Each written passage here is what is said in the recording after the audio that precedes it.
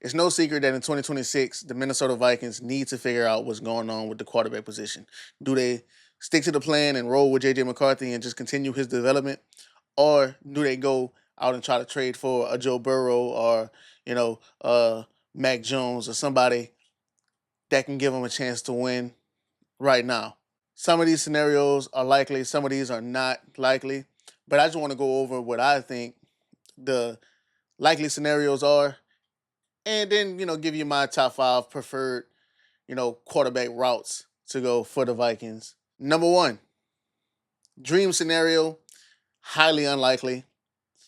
Trade JJ McCarthy and whatever else you need to add to the trade for Joe Burrow. Yes, understand. I don't think this is really going to happen. I hear rumors about it.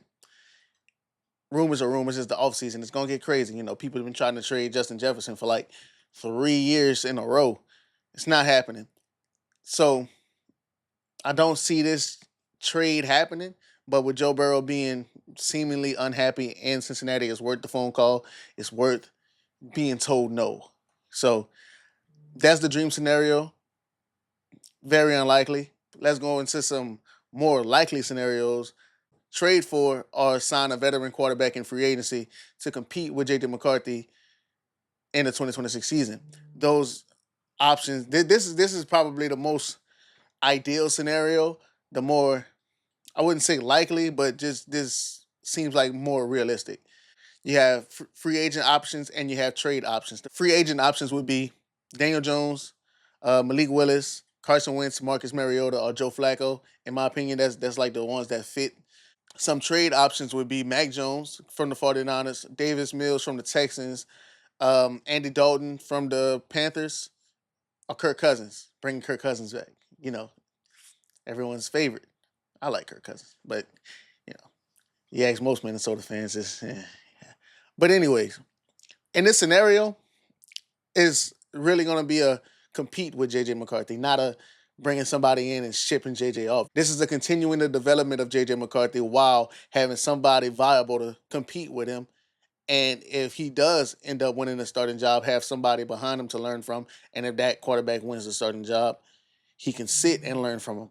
So this is the most likely scenario, in my opinion, something that I think Kevin O'Connell would be comfortable with going forward, and also being able to still, develop JJ for the future. These are guys that I feel like can come in, compete with JJ, and actually have a chance to win the starting job. Now, there's a tier below where it's like you sign these guys, they're going to be the backup. You can bring them in and say they're competing with JJ, but in reality, they're coming in to be a backup. And these are guys like John Walford, a guy that was on the roster last year, Nick Mullins, guy that was on the roster a couple years ago, somebody like Brett Rippon, CJ Beathard. These are not ideal. These are not any other options that I want, maybe for a QB3. But as far as somebody to compete with JJ and make JJ better and put some fire underneath of him, none of these guys do that for me. Respect to those guys, NFL quarterbacks, but it is what it is. Fourth scenario, and this is, I don't I don't see them going this route because I feel like this route is more of you bringing in another JJ McCarthy. Is you bringing in another uh, project quarterback that you still have to develop. So I don't see them going this route, but there would be signing or trading for a guy like Anthony Richardson, free agency getting Trey Lance, Zach Wilson, those type of guys, still young, still have some upside potential. But I feel like it's the same as just rolling with JJ. I don't know. I don't see this happening. It's just just wanted to put all the options out there. And look, no, okay, no, no Aaron Rodgers. All right, leave him where he at. Let him go retire, or let him go back to Pittsburgh. Leave the Aaron Rodgers experiment alone. We don't need it. We don't want it. It's not. Stop, please. Future Hall of Famer, all that, first ballot, legendary career, retire. Just chill. Now, as far as my preferences go, I have a top five for my preferences of what I would want to do moving forward. If I was, in charge and making the decisions, I'm not, but let's talk about it anyway. Number one, obviously, would be trading for Joe Burrow. Duh, like what more elaboration do I need for that one? That's the dream scenario. That is the most unlikely scenario, and that is the dream scenario. So, yeah. Two would be JJ McCarthy, point blank period, continuing his development, letting him get some more starts under his belt, some more plays under his belt, because he started to get better as the season went along. People don't want to talk about that, but it is what it is. Number three would be trading for Mac Jones.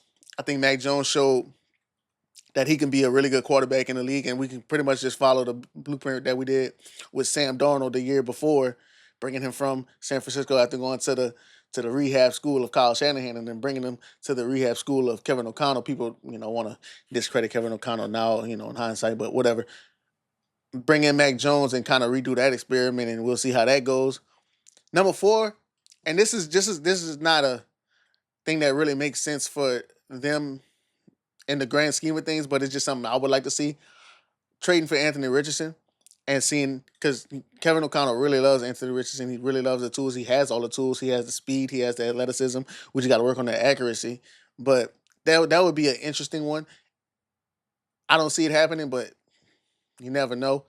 And number five, it would be bringing in Kirk Cousins, to compete and mostly to be a backup to JJ McCarthy and let him learn, because Kirk knows the system. Kirk knows what Kevin O'Connell wants and how he wants to operate, and just to have a quarterback that started games for Kevin O'Connell to be here in the presence of JJ McCarthy and kind of show him the ropes, that would be ideal in my opinion. And that's it. That's my scenario of who I think the Vikings should bring in, the options that they have at quarterback in the offseason.